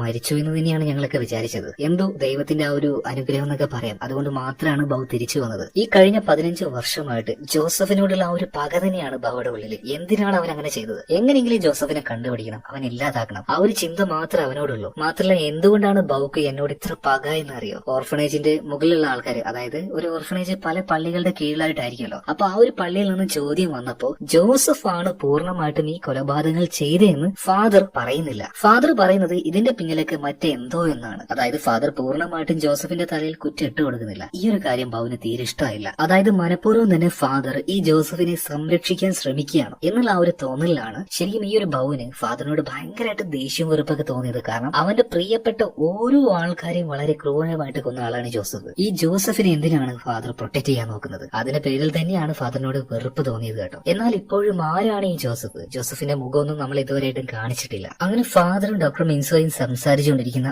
അതേ നേരം തന്നെ നമ്മുടെ ബൗ ഇപ്പോ ഡോക്ടർ മിൻസോയെ വിളിക്കുകയാണ്. നിങ്ങൾ പറഞ്ഞ ജോലി ചെയ്യാനായിട്ട് എനിക്ക് സമ്മതമാണ്. നിങ്ങളുടെ അനിയത്തെ ഞാൻ രക്ഷിച്ചോളാം. അതിനായിട്ട് ഒന്ന് ഓഫീസിലേക്ക് വാന്ന് പറയാണ്. പെട്ടെന്ന് തന്നെ ഡോക്ടർ മിൻസോ നേരെ നമ്മുടെ ബൗവിനെ കാണാനായിട്ട് ചെല്ലുകയാണ്. ബൗ അവളുടെ കാര്യങ്ങളൊക്കെ ചോദിച്ചറിയുന്നുണ്ട്. അതായത് ജിയ ഉണ്ടല്ലോ, അവൾക്കാണല്ലോ പ്രശ്നങ്ങൾ. അവളുടെ എല്ലാ ഡീറ്റെയിൽസും ചോദിച്ച് മനസ്സിലാക്കുകയാണ്. മാനസികമായിട്ട് മുന്നേ തന്നെ അവൾക്ക് എന്തെങ്കിലും പ്രശ്നം ഉണ്ടായിരുന്നു, അങ്ങനെയുള്ള എല്ലാ വിവരങ്ങളും ചോദിക്കുകയാണ്. മെയിൻ ആയിട്ട് അവരുടെ അമ്മയുണ്ടല്ലോ, ക്യാൻസർ ബാധിച്ച് മരിച്ചതിന് ശേഷം മെന്റലി അവളെ കുറിച്ച് ഡൗൺ ആയിരുന്നു. അപ്പൊ അങ്ങനെയുള്ള വിവരങ്ങളെല്ലാം ഡോക്ടർ മിൻസോ പറഞ്ഞു കൊടുക്കുന്നുണ്ട് കേട്ടോ. എന്തായാലും ഞങ്ങൾക്ക് അവളെ ഒന്ന് നേരിട്ട് കാണണം. ഇത് പറഞ്ഞിട്ട് ഇപ്പൊ ബൗവും കിമ്മും ഷാരോണും നേരെ ഹോസ്പിറ്റലിലേക്ക് വരികയാണ്. എന്നിട്ട് ഷാരോൺ ഇപ്പോ നമ്മുടെ ജിയയുടെ അടുത്തേക്ക് ചെന്ന് അവളോട് സംസാരിക്കാൻ ശ്രമിക്കുകയാണ്. വളരെ കൂളായിട്ട് കാമായിട്ട് തന്നെ ഷാരോൺ ഇപ്പൊ ജിയോട് ചോദിക്കുന്നുണ്ട്, ജിയ ഞാൻ പറയുന്നത് കേൾക്കുന്നുണ്ടോ? ഞാൻ പറയുന്നത് മനസ്സിലാകുന്നുണ്ടോ? ലൈറ്റ് ആയിട്ട് തന്നെ ജിയ മറുപടി കൊടുക്കുകയാണ്, എനിക്ക് കേൾക്കാൻ കഴിയുന്നുണ്ട്. ശരി, ഞാനല്ലാതെ നിന്നോട് മറ്റാരെങ്കിലും സംസാരിക്കുന്നുണ്ടോ? നീ ആരെങ്കിലും കാണുന്നുണ്ടോ എന്ന് ചോദിക്കുമ്പോൾ അല്പനേരം അവളൊരു മൗനം. ആ മൗനത്തിൽ നിന്നുകൊണ്ട് തന്നെ അവള് പറയാണ്, അതെ, നിങ്ങളല്ലാതെ മറ്റൊരാൾ കൂടെ എന്നോട് സംസാരിക്കുന്നുണ്ട്. അതാരാണ്? എനിക്ക് അയാളോട് സംസാരിക്കാൻ പറ്റുമോ എന്ന് ഈ ഒരു ഷാരോൺ ചോദിച്ചപ്പോ ഇല്ല, എനിക്ക് മാത്രമേ അയാളോട് സംസാരിക്കാനും അയാളെ കാണാനും പറ്റുള്ളൂ. ഇതോട് കൂടിയിട്ട് ഷാരോൺ ഒരു കാര്യം മനസ്സിലാക്കി. അതായത് ഇതൊരു ചെറിയ കാര്യമല്ല, ഡീല് ചെയ്യണമെങ്കിൽ അത്യാവശ്യം പാടുപെടേണ്ടി വരും. പാടുപെടാൻ തന്നെ അവള് തീരുമാനിക്കുകയാണ്. അതിനുള്ള ഒരു സെറ്റപ്പ് കാര്യങ്ങളൊക്കെ റെഡിയാക്കി മന്ത്രങ്ങൾ ചൊല്ലാൻ തുടങ്ങുകയാണ്. അവളുടെ തലയിൽ കൈവച്ചു. പിന്നീട് ആ ഒരു ആത്മാവിനോട് തന്നെ ചോദിക്കുകയാണ്, നീ ആരാണ്? നിന്റെ പേരെന്താണ്? അതായത് ഈ ആത്മാക്കളുടെ പേര് അറിഞ്ഞാൽ മാത്രമേ അവരെ പ്രതിരോധിക്കാനും അല്ലെങ്കിൽ അവരെ ഒഴിവാക്കാനും കഴിയുള്ളൂ. എന്നാൽ ആ ഒരു പേര് പുറത്ത് പറയാതിരിക്കാനായിട്ട് പരമാവധി തന്നെ ശ്രമിക്കുന്നുണ്ട് കേട്ടോ. പിന്നീട് ജിയ വല്ലാതെ വയലന്റ് ആവാൻ തുടങ്ങുകയാണ്. ഷാരോണിന് പിടിച്ചു കിട്ടുന്നില്ല. അതേ നേരം തന്നെ ബൗ വന്നിട്ട് അവളുടെ 2 കൈയും പിടിച്ചു വെക്കാണ്. ആ നേരത്തെ ജിയ ഒരേറ്റ അലർച്ചയാണ്. കറണ്ട് മുഴുവൻ ഓഫായി. ഇവരെല്ലാവരും തെറിച്ച് വീണ് പോകുന്നുണ്ട്. പിന്നീട് ലൈറ്റ് വന്ന് നോക്കുമ്പോൾ അവിടെ ജിയെ കാണാനില്ല. വേഗം തന്നെ CCTV വിഷ്വലും കാര്യങ്ങളും എടുത്തു നോക്കുമ്പോൾ ഓരോ ഭാഗത്തു കൂടിയായിട്ട് അവളിങ്ങനെ ഓടി രക്ഷപ്പെട്ട് പുറത്തേക്ക് കടക്കാൻ ശ്രമിക്കുകയാണ്. എന്നാൽ ഇവിടെ ഇവരെല്ലാവരും അമ്പരന്ന് പോയ ഒരു കാര്യം എന്താ വെച്ചാൽ ഒരു ഭാഗത്തല്ല ഒരേ സമയത്ത് അവളെ കാണുന്നത്, ഒരേ സമയത്ത് പല ഭാഗത്ത് അവളെ കാണുകയാണ്. ശരിക്കും അത് കണ്ട് ഇവരൊക്കെ ആകെ അത്ഭുതപ്പെട്ടു പോണ്. എന്നാൽ അത്ര പെട്ടെന്നൊന്നും അവൾക്ക് രക്ഷപ്പെട്ടു പോകാൻ പറ്റില്ല എന്ന് പറഞ്ഞിട്ട് നമ്മുടെ ബൗൾ ടീമും കൂടെ അവളെ പിടിക്കാൻ അവളുടെ പിന്നാലെ പോവാണ്. എന്നാൽ ഈ ആത്മാവ് അതിന്റെ ആ ഒരു ശക്തി ഉപയോഗിച്ച് ഓൾറെഡി മാനസികമായിട്ട് പ്രശ്നമുള്ള ഒരുപാട് പേഷ്യൻസ് അവിടെ ഉണ്ടായിരുന്നു. അവരുടെ റൂമിന്റെ ഡോറെല്ലാം അൺലോക്ക് ചെയ്യാം. അതുകൊണ്ട് തന്നെ ബൗവിനും അവന്റെ ആ ഒരു ടീമിനും പെട്ടെന്ന് ഈ ഒരു ജിയയുടെ അടുത്തേക്ക് എത്താൻ പറ്റുന്നില്ല. ഇതേ നേരം തന്നെ ജിയ നേരെ ആ ഒരു മെയിൻ ഡോറിന്റെ അടുത്തേക്ക് എത്തിയിട്ടുണ്ട്. അപ്പൊ അവിടെ ഉണ്ടായിരുന്ന ആ ഒരു സെക്യൂരിറ്റി, നിങ്ങൾ എന്താണ് ഇപ്പൊ ഇവിടെ മാഡം എന്താ പറ്റിയെന്നൊക്കെ ചോദിക്കുന്നുണ്ട്. എന്നാൽ പെട്ടെന്ന് തന്നെ ആ ഒരു സെക്യൂരിറ്റി ഗാർഡ് മുട്ടുകുത്തി അവിടെ ഇരിക്കുകയാണ്. ഇയാളുടെ തല തറയിലിട്ട് അടിക്കാൻ തുടങ്ങുകയാണ്. ഇതേ നേരം തന്നെ ആ ഒരു വാതിലും തുറന്ന് സുഖമായിട്ട് തന്നെ ജിയെ പുറത്തേക്ക് എത്തുന്നുണ്ട്. മാത്രമല്ല ആ ഒരു സെക്യൂരിറ്റി ജീവനക്കാരൻ അവിടെ വെച്ച് തന്നെ മരിക്കുകയും ചെയ്യാൻ. അതുപോലെ തന്നെ പുറത്തേക്ക് എത്തിയ ജിയ ഉണ്ടല്ലോ നേരെ നടു റോഡിൽ പോയി നിൽക്കുകയാണ്. അവളുടെ പിന്നാലെ തന്നെ അവളുടെ ചേച്ചിയും വരുന്നുണ്ടല്ലോ. ഇപ്പൊ ചേച്ചിയെ നോക്കിയിട്ട് ജിയ പറയാണ്, ചേച്ചി ഓടിവാ എന്നെ രക്ഷപ്പെടുത്തുന്നു പറയാണ്. ഇത് കേട്ടപാട് തന്നെ മിൻസ് ഓടിച്ചെന്ന് ജിയെ പിടിക്കുന്നുണ്ട്. അതേ നേരം ഒറ്റയടിക്ക് അവിടെ ഉണ്ടായിരുന്ന ലൈറ്റ് മുഴുവൻ ഓഫ് ആവുകയാണ്. ചുറ്റും എന്താണ് സംഭവിക്കുന്നത് എന്ന് പോലും മനസ്സിലാവുന്നില്ല. ഒരു ട്രക്കിന്റെ ശബ്ദം മാത്രമേ കേൾക്കുന്നുള്ളൂ. ഇപ്പോ അതായത് റോഡിൽ നിൽക്കുന്ന ജിയ മിൻസിയോ രണ്ടുപേരെയും ഇടിക്കാനായിട്ട് ഒരു ട്രക്ക് വന്നുകൊണ്ടിരിക്കുകയാണ്. എന്നാൽ മറ്റൊരു കാറ് വന്ന് ആ ഒരു ട്രക്കിന് ഇടിച്ചതുകൊണ്ട് മാത്രം രണ്ടുപേരും ജീവനോടെ രക്ഷപ്പെട്ടു എന്ന് പറയാം. എന്നാൽ ആ ഒരു കാറ് കൊണ്ടുവന്ന് ട്രക്കിനിട്ട് ഇടിച്ചത് മറ്റാരുമല്ല, നമ്മുടെ ബൗ തന്നെയാണ്. പിന്നീട് വയലന്റ് ആയിരുന്ന നമ്മുടെ ജിയ ഭയങ്കരമായിട്ട് ശാന്താവുകയാണ്. അവളെ ഒരു വണ്ടിയിൽ കയറ്റി കിടത്തുന്നുണ്ട് കേട്ടോ. ഇപ്പൊ ബോധമൊന്നുമില്ല. അതായത് ആ ഒരു ആത്മാവിനെ ഏതോ ഒരു ശക്തി അതിനെ ഒഴിവാക്കാൻ പോവുകയാണ് എന്ന് മനസ്സിലായപ്പോ ജിയ അതുപോലെ തന്നെ അവളുടെ ചേച്ചി രണ്ടുപേരെയും ഒരേ നേരത്ത് തന്നെ ഇല്ലാതാക്കാനായിരുന്നു അതിന്റെ ആ ഒരു പദ്ധതി. എന്തായാലും ഇതിനുശേഷം എന്ത് ചെയ്യണമെന്ന് ഇവർക്കാർക്കും വലിയ പിടുത്തൊന്നുമില്ല. അതുകൊണ്ട് തന്നെ ബൗ ചോദിക്കുകയാണ്, ഷാരോൺ നമ്മളിപ്പോ എന്താ ചെയ്യേണ്ടത്? ഷാരോൺ പറയാണ്, എന്തായാലും ജിയയുടെ ദേഹത്ത് കയറിയിരിക്കുന്ന ആ ഒരു ബാധ എന്ന് പറയുന്നത് അത് ചില്ലറക്കാരിയല്ല. എന്തായാലും ആ ഒരു ബാധ അതെന്താണെന്ന് അറിയാതെ അല്ലെങ്കിൽ അതിന്റെ പേരെന്താണെന്ന് അറിയാതെ നമുക്കൊന്നും ചെയ്യാൻ കഴിയില്ല. അതുകൊണ്ട് എവിടുന്നാണ് ഇതെല്ലാം ആരംഭിച്ചത് അങ്ങോട്ടേക്ക് തന്നെ നമ്മൾ പോകാൻ പോവുകയാണ്. അതായത് ഡോക്ടർ മിൻസോയും അവളുടെ അനിയത്തിയായിട്ടുള്ള ജിയും താമസം മാറി വന്ന ഒരു പുതിയ വീടുണ്ടല്ലോ അവിടത്തേക്ക് തന്നെ. അങ്ങനെ ആ വീട്ടിലേക്ക് പോയി അവിടെ ഒരു ചെയറിൽ ജിയെ എടുത്തുകയാണ്. മാത്രമല്ല ആ ഒരു ചെയർ അനങ്ങാൻ പറ്റാത്ത രീതിയിൽ നിലത്ത് ഫിക്സ് ആക്കുന്നുണ്ട്. അതുപോലെ തന്നെ ജിയുടെ കൈയും കാലും ഇതെല്ലാം ആ ഒരു ചെയറിനോട് കൂട്ടിക്കെട്ടി വെക്കുകയാണ്. ഇപ്പൊ ജിയോ അവളുടെ ഉള്ളിലുണ്ടായിരുന്ന ആ ഒരു ആത്മാവിനെ അനങ്ങാൻ കഴിയാത്തതുകൊണ്ട് തന്നെ അത് ഭയങ്കരമായിട്ട് അഗ്രസീവ് ആകാൻ തുടങ്ങുകയാണ്. അതേ നേരം തന്നെ ഇടയ്ക്കിടയ്ക്ക് ജിയക്ക് അവളുടെ സ്വബോധം തിരിച്ചു കിട്ടുന്നുണ്ട്. ആ നേരം കരഞ്ഞുകൊണ്ട് തന്നെ ജിയ പറയുന്നുണ്ട്, ദയവ് ചെയ്ത് എന്നെ രക്ഷപ്പെടുത്തും. ഇപ്പൊ ബൗ പറയാണ്, മോളെ എന്ത് തന്നെ വന്നാലും നിന്നെ ഞങ്ങൾ ഇവിടുന്ന് രക്ഷപ്പെടുത്താതെ പോകില്ല എന്ന് പറയാം. ഇതേ നേരം തന്നെ ഷാരോൺ ഒരു പ്രത്യേക പൊടി അത് ഉപയോഗിച്ചുകൊണ്ട് ഈ ഒരു ചെയറിന്റെ ചുറ്റുമായിട്ട് രണ്ട് വൃത്തങ്ങൾ വരയ്ക്കുകയാണ്. ഒരു പ്രത്യേകതരം കർമ്മം ചെയ്തുകൊണ്ട് ഏതാണ് ഈ ആത്മാവ് എന്ന് അവള് മനസ്സിലാക്കാൻ പോവാണ്. സോ അത് നമ്മൾ മനസ്സിലാക്കാതിരിക്കാനായിട്ട് അവള് പല വിദ്യകളും കാണിക്കും. ആ വിദ്യകൾ നിങ്ങൾ ആരും പെട്ടുപോകരുത്. പ്രത്യേകിച്ചും ജിയുടെ ചേച്ചിയായിട്ടുള്ള ഡോക്ടർ മിൻസോയോടാണ് പറയുന്നത്. പല രീതിയിലും ആ ആത്മാവ് നിന്നെ മാത്രം ടാർഗറ്റ് ചെയ്ത് ചതിക്കാനുള്ള സാധ്യത കൂടുതലാണ്. അതുകൊണ്ട് ഈ വൃത്തത്തിന്റെ ഉള്ളിലേക്ക് നിങ്ങൾ ആരും വരാൻ പാടില്ല. ഇതിനുശേഷം ഷാരോൺ ഒരു പ്രത്യേകതരം ചെടിയെടുത്ത് ഒരു മന്ത്രം ചൊല്ലി ആ ചെടി ഒരു വെള്ളത്തിൽ മുക്കി ഇപ്പൊ ജിയുടെ ദേഹത്ത് ഇങ്ങനെ പതിയെ തൊട്ട് എന്തൊക്കെയോ മന്ത്രങ്ങൾ ചൊല്ലുന്നുണ്ട്. അപ്പൊ അതിന്റെ ആ ഒരു ശക്തിയിൽ ആ ആത്മാവിന് അതിന്റെ ആ ഒരു പേര് പറയാതിരിക്കാൻ കഴിയുന്നില്ല. എന്നാൽ ഡയറക്റ്റ് ആയിട്ട് പറയാതെ ഒരു കടങ്കഥ പോലെ അതെന്തൊക്കെയോ പറയാണ്. അതേ നേരം തന്നെ സുജിൻ എന്ന ഒരു പെൺകുട്ടിയുടെ ഉള്ളിൽ നിന്നും ആത്മാവിനെ ഒഴിവാക്കിയില്ലേ ഒരു കണ്ണാടി എടുത്തുകൊണ്ട്, ആ കണ്ണാടി ഇപ്പോ നമ്മുടെ ഈ ജിയുടെ മുഖത്തേക്കും കാണിക്കുകയാണ്. എന്നാൽ നേരത്തെ പറഞ്ഞല്ലോ ഈ ആത്മാവ് അത്യാവശ്യം പവർഫുൾ ആണ്. അതുകൊണ്ട് തന്നെ അവളുടെ മുന്നിലേക്ക് കൊണ്ടുവന്ന ആ ഒരു കണ്ണാടിയിലേക്ക് തന്നെ വികൃതമായി നോക്കി അതിനെ തന്നെ പൊട്ടിച്ചു കളയാണ്. പിന്നീട് അവിടെ മാകം മുഴുവനായിട്ട് ഒരു അന്ധകാരം ഇരുട്ട് പരക്കുകയാണ്. സംതിങ് എന്തോന്ന് ഇവിടെ സംഭവിക്കാൻ പോകുന്നുണ്ട്. അപ്പൊ നമ്മുടെ ബൗ പറയാണ്, ഇവിടുത്തെ കാര്യങ്ങൾ നിങ്ങൾ നോക്കിക്കോ, പുറത്ത് എന്താണ് സംഭവിക്കുന്നതെന്ന് ഞാൻ നോക്കിക്കോളാം എന്ന് പറഞ്ഞിട്ട് ഇപ്പൊ ബൗ നേരെ പുറത്തേക്ക് ഇറങ്ങുകയാണ്. അതായത് ആ മുറിയുടെ പുറത്തേക്ക് ഇറങ്ങുകയാണ്. ഒരു നേരിയ വെളിച്ചം മാത്രമേ ആ ഒരു വരാന്തയിൽ ഉണ്ടായിരുന്നുള്ളൂ കേട്ടോ. ഈ നേരത്ത് ബൗവിന് എന്തോ ഒരു സംശയം. അപ്പൊ അവിടെ ഉണ്ടായിരുന്ന ആ ഒരു വാളിലേക്ക് ഇട്ട് ഒരൊറ്റ ഇടിയാണ്. മരം കൊണ്ടുണ്ടാക്കിയ ഒരു ചുമരായിരുന്നു. അത് പൊളിഞ്ഞ് അതിന്റെ ഉള്ളിൽ നിന്നും ഒരാൾ ഇപ്പൊ ബൗവിന് കിട്ടുന്നുണ്ട്. വലിച്ചിട്ട് പുറത്തേക്കിട്ട് നല്ല കുത്തുകുത്തുകയാണ്. എന്നാൽ അതേ നേരം തന്നെ അവനെ പോലെ പ്രത്യേക തരത്തിൽ വസ്ത്രം ധരിച്ച ഒരു കൂട്ടം ആൾക്കാർ അങ്ങോട്ടേക്ക് വരുന്നുണ്ട്. വാടാ ഓരോരുത്തരായിട്ട് വാടാന്ന് പറഞ്ഞിട്ട് ഓരോന്നിനെയും പിടിച്ച് നല്ല കുത്തുകുത്തുകയാണ്. നമ്മുടെ ഡോൺലിയുടെ സ്റ്റൈൽ അറിയാലോ, പിടിച്ച് കുത്തുക. അതാണ് മച്ചാന്റെ ആ ഒരു സ്റ്റൈൽ എന്ന് പറയുന്നത്. ഇതേ നേരം തന്നെ ആ ഒരു എക്സോസിസം ഉള്ളിൽ വെച്ച് നന്നായിട്ട് നടക്കുന്നുണ്ടെങ്കിലും എന്താണോ ഷാരോൺ വിചാരിക്കുന്നത് അതുപോലെയൊന്നും കാര്യങ്ങൾ മുന്നോട്ടേക്ക് അങ്ങ് പോകുന്നില്ല. കാരണം എന്താണ്, ജിയുടെ ഉള്ളിലേക്ക് കയറിയിരിക്കുന്ന ആ ഒരു ആത്മാവ് സംതിങ് എന്തോ സ്പെഷ്യൽ ആയിട്ടുള്ള ഒരു പവർ അതിനുണ്ട്. അതിനൊരു കാരണമുണ്ട്. അതെന്താണെന്ന് ഇപ്പൊ നിങ്ങൾക്ക് മനസ്സിലാവും. ഇതേ നേരം തന്നെ പുറത്ത് ബൗ ഒരുപാട് പേരെ ഇടിച്ചിട്ടല്ലോ, അതിലൊരുത്തിന് പോയിട്ട് ആ ഒരു വാതിൽ തുറക്കാൻ നോക്കുമ്പോ വലിച്ചിട്ട് ഒരേറ്റ കയറി കൊടുക്കുകയാണ്. ഇതിനുശേഷം ആ റൂമിന്റെ ഉള്ളിലേക്ക് കയറിയിട്ട് ബൗ ചോദിക്കുകയാണ്, എന്തായി കാര്യങ്ങൾ എല്ലാം ശരിയായോ?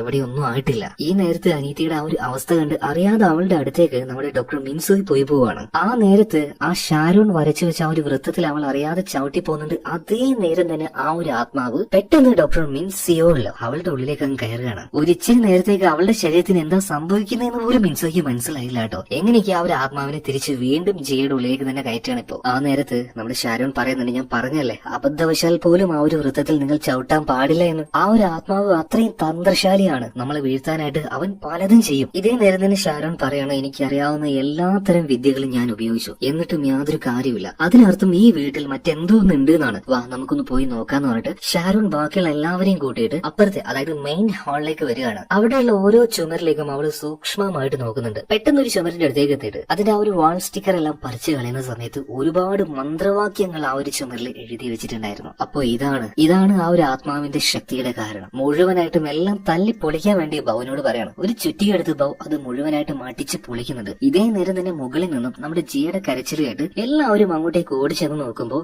ജിയ ഇപ്പൊ വളരെയധികം നോർമലായി മാറിയിട്ടുണ്ട്. ഇപ്പൊ അവളുടെ ഏട്ടത്തിയായിട്ടുള്ള ഡോക്ടർ മിൻസുവോ എല്ലാ പ്രശ്നങ്ങളും ശരിയായി, ഇനി അനിയത്തിയുടെ അടുത്തേക്ക് പോകാമെന്ന് പറഞ്ഞ് പോകാൻ നിൽക്കുമ്പോ പെട്ടെന്ന് തന്നെ ഷാരോണും ബൗവും അവളെ തടുക്കാണ്. വേണ്ട, ഇത് അവന്റെ ഒരു തന്ത്രമായിരിക്കും, ആ ഒരു ആത്മാവിന്റെ തന്ത്രമായിരിക്കും, പോകരുത് എന്ന് പറയാണ്. അതേ നിമിഷം തന്നെ ജിയയുടെ മുഖം വീണ്ടും മാറണം. ആഹാ, എന്റെ തന്ത്രമെല്ലാം നിങ്ങൾക്ക് നന്നായിട്ട് അറിയാലേ, നിങ്ങൾ നോക്കിക്കോ, എന്നെ ഈ പെൺകുട്ടിയുടെ ആത്മാവിന്റെ ഉള്ളിൽ നിന്നും ഒഴിപ്പിക്കാനാണ് നിങ്ങളുടെ ഉദ്ദേശമെങ്കിൽ ഞാൻ പോകുമ്പോ അവളുടെ ആത്മാവിനെയും കൂടെ ഞാൻ കൊണ്ടുപോകും. എന്താ ഓക്കെ അല്ലേ? അതേ നേരം തന്നെ നമ്മുടെ ബൗവിന്റെ മുഖത്തേക്ക് നോക്കിയിട്ട് ഈ ജിയയുടെ ഉള്ളിലുള്ള ആ ആത്മാവ് സംസാരിക്കുകയാണ്. എന്താണ് ബൗ, നിന്റെ ഓർഫനേജിലെ ആ ഒരു കുഞ്ഞുങ്ങള്, നിന്റെ സഹോദരങ്ങള്, അവരെല്ലാം മരിക്കാൻ കാരണം മറ്റാരുമല്ല നീ തന്നെയാണെന്ന് പറയാണ്. ഈ സമയത്ത് ബൗന് അവന്റെ ആ ഒരു ടെൻഷൻ താങ്ങാൻ കഴിയുന്നില്ല. പെട്ടെന്ന് നോക്കുമ്പോ ആ റൂമിൽ ആരുമില്ല, അവൻ ഒറ്റയ്ക്കായി മാറിയിട്ടുണ്ട്. അതായത് ആ ഒരു ആത്മാവ് നമ്മുടെ ബൗവിന്റെ മനസ്സിനെ ഇപ്പൊ നിയന്ത്രിച്ചുകൊണ്ടിരിക്കുകയാണ്. പെട്ടെന്ന് നോക്കുമ്പോ എവിടെ നിന്നൊക്കെയോ ഒച്ച കേൾക്കുന്നുണ്ട്. അതായത് ഓർഫനേജിലെ എല്ലാ കുഞ്ഞുങ്ങളെയും കൊന്നത് നീയാണ്, നീ കാരണമാണ് എല്ലാവരും മരിച്ചത്. പെട്ടെന്ന് തന്നെ ഒരു ഇരുണ്ട രൂപം അവന്റെ അടുത്തേക്ക് വരുന്നുണ്ട്. ഈ കാര്യങ്ങൾ പറഞ്ഞ് ആ രൂപം അവനെ കൂടുതൽ വേദനിപ്പിക്കുകയാണ്. ഇത് കണ്ട് ദേഷ്യം വന്ന ബൗ എന്ത് ചെയ്തെന്ന് അറിയോ, ആ ഒരു ചെകുത്താന്റെ കഴുത്തിൽ പിടിച്ച് ഇറുക്കി ഞെക്കാൻ തുടങ്ങുകയാണ്. എന്നാൽ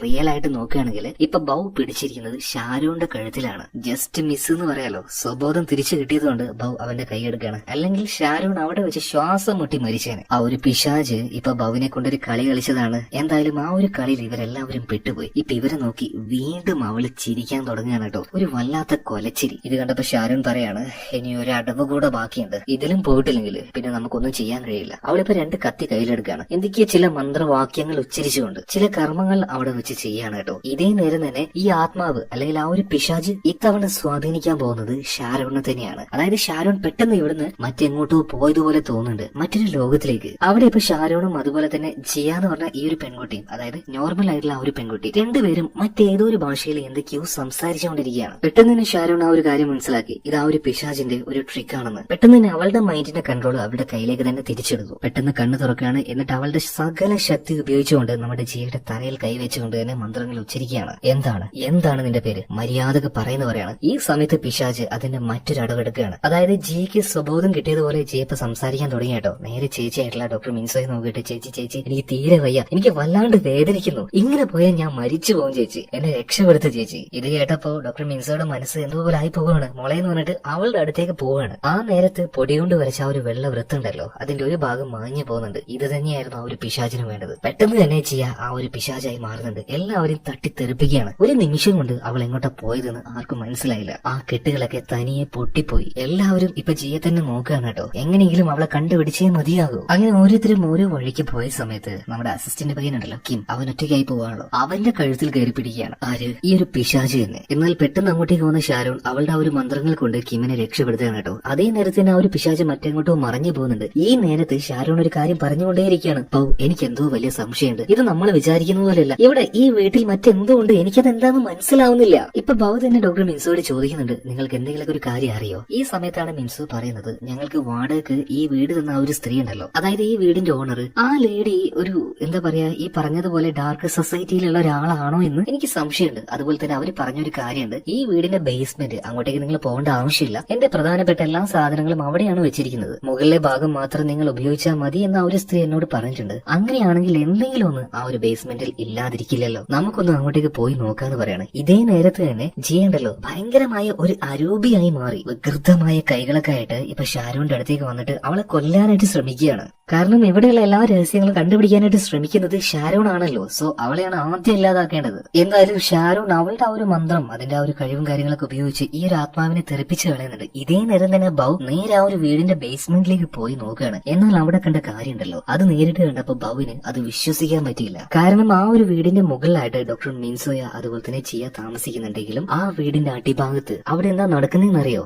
ആഭിചാര ക്രിയകള്, സാത്താൻ സേവകരെ അവിടെ വെച്ച് എന്തൊക്കെയോ ചെയ്തുകൊണ്ടിരിക്കുകയാണ്. ഒരുപാട് കണ്ടാൽ തന്നെ പേടിയാവുന്ന മുഖമായിട്ടുള്ള കുറച്ച് ആളുകൾ അവിടെ ഉണ്ടായിരുന്നു. അവരെന്തൊക്കെയോ കർമ്മങ്ങൾ ചെയ്യുന്നുണ്ട്. ആ കർമ്മങ്ങളുടെ ഫലമായിട്ടാണ് ജിയുടെ ഉള്ളിൽ കയറിയ ആ ഒരു പിശാചിന് ഇത്രയും പവർ. ഷാരോൺ എന്തൊക്കെ ചെയ്യാൻ ശ്രമിച്ചിട്ടും അതിന് ഒഴിവാക്കാൻ പറ്റാത്തതും ഇതുകൊണ്ടാണ്. ഇപ്പൊ അവിടെ ഉണ്ടായിരുന്ന ആ ഒരു സാത്താൻ സേവകര് പറയാണ്, ബൗ ഈ വിഷയത്തിൽ നീ ഇടപെടാൻ വരണ്ട, മര്യാദക്ക് ഇവിടുന്ന് പൊയ്ക്കുമെന്ന് പറയാണ്. അങ്ങനെ പോന്ന് പറയുമ്പോ പോന്ന കൂട്ടത്തിലാണ് നമ്മുടെ ബൗ എല്ലാത്തിനെയും വലിച്ചിട്ട് ഇടിക്കുകയാണ് കേട്ടോ. ഇടിയെന്ന് പറഞ്ഞാൽ നല്ല കിണ്ടിൽ ഇടി കൊടുക്കുന്നുണ്ട്. എല്ലാത്തിന്റെയും കിളി പറയുകയാണ് ആ ഒരു ഇടിയില്. നിങ്ങളുടെ ഒരു ആഭിചാരം, എല്ലാത്തിന്റെ അടപ്പ് ഞാനിന്ന് തെറിപ്പിക്കാണെന്ന് പറഞ്ഞിട്ട് എല്ലാത്തിനെയും അടിച്ച് ശരിയാക്കാണ്. എന്നാൽ ഒരു ഘട്ടത്തിൽ ഇവന്മാരുണ്ടല്ലോ കയറ് കൊണ്ട് ഒരു കുരുക്കുണ്ടാക്കിയിട്ട് അത് ബൗവിന്റെ കഴുത്തിൽ കുരുക്കി അവന് വലിക്കാണ്. എന്നാൽ അതിൽ നിന്നെല്ലാം ബൗ പുറത്തേക്ക് വരുന്നുണ്ട്. പക്ഷെ പിന്നീട് അതിലൊരുത്തിനുണ്ടല്ലോ ഒരു കത്തി എടുത്ത് ബൗവിന്റെ ഷോൾഡറിലേക്ക് കുത്തുകയാണ്. അവൻ എന്തോ ആകെ തളർന്നു പോകുന്ന പോലെ തോന്നി. അതുപോലെ തന്നെ ഓർഫനേജിലെ ആ മരിച്ചുപോയ കുട്ടികളുടെ കാര്യം ഓർമ്മ വരികയാണ്. പെട്ടെന്ന് തന്നെ അവന്റെ ഉള്ളിലേക്ക് മറ്റെന്തോ ഒരു ദൈവിക ശക്തി വരുന്നത് പോലെ ബൗവിന് ഫീലായി. അവന്റെ കണ്ണുകളൊക്കെ അതുപോലെ മാറുകയാണ്. പിന്നീട് കുറച്ചുകൂടെ ശക്തിശാലിയായ ബൗ എല്ലാത്തിനെയും അടിച്ച് നിരപ്പാക്കുകയാണ്. അവിടുത്തെ ആ ഒരു കർമ്മങ്ങൾ പൂർണ്ണമായിട്ടും തടസ്സപ്പെട്ടു. ഇതിനുശേഷം മുകളിലേക്ക് വരികയാണ്. മുകളിലേക്ക് വന്നു നോക്കുമ്പോൾ നമ്മുടെ ഷാരോണും കിമ്മും ഡോക്ടർ സിയോ എല്ലാവരും സൈഡായിരിക്കുകയാണ്. അതുപോലെ തന്നെ ആ ഒരു പിശാച് വന്നിട്ട് പറയാണ്, ഇനി ഞാൻ വെച്ച് താമസിപ്പിക്കുന്നില്ല, എല്ലാത്തിനെയും ഇവിടെ വെച്ച് തീർക്കാൻ പോവാണ്. എന്നാൽ താഴെ വെച്ച് ആ ഒരു ആഭിചാര ക്രിയകൾ ഇപ്പൊ നടക്കുന്നില്ലല്ലോ. അതുകൊണ്ട് തന്നെ പിശാചിന്റെ ശക്തി ഒരു ഇച്ചിരി കുറഞ്ഞു പോയിട്ടുണ്ട്. മാത്രമല്ല ഈ പിശാചിന്റെ പേരെന്താണെന്ന് നമ്മുടെ ഷാരോൺ കണ്ടുപിടിക്കുക കൂടെ ചെയ്തു. ആ പേര് കിട്ടിക്കഴിഞ്ഞാൽ ഇതിന് നരകത്തിലേക്ക് തിരിച്ചയക്കാനായിട്ട് എളുപ്പമാണ്. അപ്പൊ അതുമായി ബന്ധപ്പെട്ട ചില മന്ത്രങ്ങളൊക്കെ അവൾ ഉച്ചരിക്കുകയാണ്. പെട്ടെന്ന് തന്നെ നരകത്തിലേക്കുള്ള ഒരു പോർട്ടൽ അവിടെ രൂപപ്പെടുന്നുണ്ട്. ജിയയുടെ ഉള്ളിലുണ്ടായിരുന്ന ആ ഒരു പിശാച് ഇപ്പൊ ആ ഒരു പോർട്ടലിന്റെ ഉള്ളിലേക്ക് ഇങ്ങനെ വലിച്ചെടുക്കപ്പെട്ടുകൊണ്ടിരിക്കുകയാണ്. എന്നാൽ പിശാച് ഒരു കാര്യം പറഞ്ഞായിരുന്നു, ഞാൻ ഇവിടുന്ന് പോവുകയാണെങ്കിൽ നിന്റെ അനിയത്തി ജിയയുടെ ആത്മാവിനെയും കൊണ്ടേ പോവുള്ളൂ എന്ന്. ആ പറഞ്ഞതുപോലെ തന്നെ ജിയും ആ ഒരു പോർട്ടലിന്റെ ഉള്ളിലേക്ക് ആ ആത്മാവ് കൊണ്ടുപോകാൻ ശ്രമിക്കുന്നുണ്ട്. എന്നാൽ അപ്പോഴേക്കും അങ്ങോട്ടേക്ക് വന്നിട്ട് ഡോക്ടർ മിൻസോ അവളെ പിടിക്കുകയാണ്. എന്നാൽ ആ ശക്തിയുടെ മുന്നിൽ അവൾക്കും പിടിച്ചു നിൽക്കാൻ പറ്റിയില്ല. ഇതേ നേരം തന്നെ നമ്മുടെ കിം ഉണ്ടല്ലോ ഒരു കയറ് ജനലിൽ കെട്ടിയിട്ട് ആ കയറിന്റെ മറ്റേ അറ്റവുമായിട്ട് നേരെ ഡോക്ടർ മിൻസോയുടെയും ജിയുടെ അടുത്തേക്ക് വരികയാണ്. എന്നാൽ വലിച്ചെടുക്കുന്ന ആ ഒരു ഫോഴ്സിൽ കയറിന്റെ അപ്പുറം ഭാഗത്ത് കെട്ടിയിരുന്ന ആ ഒരു ജനല് തന്നെ ഇളകി പോന്നു വരികയാണ്. എന്നാൽ പെട്ടെന്ന് തന്നെ ആ ഒരു കയറിൽ പോയിട്ട് നമ്മുടെ ബൗ പിടിക്കുകയാണ് കേട്ടോ. മച്ചാനെ പിടിച്ച് വലിക്കാൻ കഴിയുന്നില്ലെങ്കിലും ഇവരെ നന്നായിട്ട് ഹോൾഡ് ചെയ്ത് നിർത്താൻ കഴിയുന്നുണ്ട്. ഇതേ നേരം തന്നെ നമ്മുടെ ജിയുടെ അടുത്തേക്ക് ഷാരോൺ ചെന്ന് അവളുടെ എല്ലാ